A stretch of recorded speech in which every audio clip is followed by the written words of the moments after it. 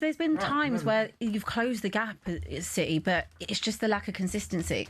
Like Arsenal, for loads of times over the course of the season, didn't capitalise on certain things, but City couldn't capitalise either, and that is why we've ended up with Arsenal at this point 9 points clear. Of course, you have a game in hand. Of course, they have to come to the Etihad.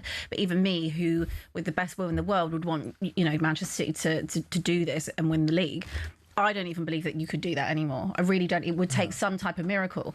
Like City, for me, they are in a transition, as we can all see. You've been in a transition since last season. The drop-off was huge by the standard. Transition, though, isn't it? No, I don't actually think it is. I really don't think it is. I think if you have a look at... I think if you have a look at how... And actually, Liverpool, I spoke about this earlier, Liverpool go into the same bracket for me.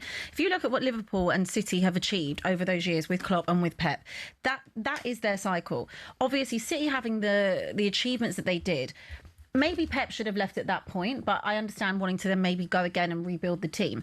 The drop-off was so severe because things were staler than I think people thought it was. I mean, you would probably know more than me, 100%. You're a City fan. But when you look at the last few windows, City have been rebuilding since last January. So, yes, they spent a lot of money, but last January, the summer, and this January. I think that takes more than 3 windows to rebuild, in my opinion. If you have a look at Liverpool... Last season, it was still Jurgen Klopp's team. Yes, you spent a lot of money, but you still have a lot of missing pieces. I'm not saying Arne Slot is the right man to do the job, but it does take time when you've had so much stability. Mo Salah said it himself. Look at Arsenal. Arsenal were in the best position this season because they'd had the most stability. They'd managed to build 2 separate squads, effectively, which City had for years, and Liverpool basically had there or thereabouts similar enough. Not maybe as the quality of City, but still able to compete on multiple fronts. Arsenal haven't been able to do that up until probably this summer, where their squads are ready to go. So when we talk about our City still in a transition, absolutely, they are still in it.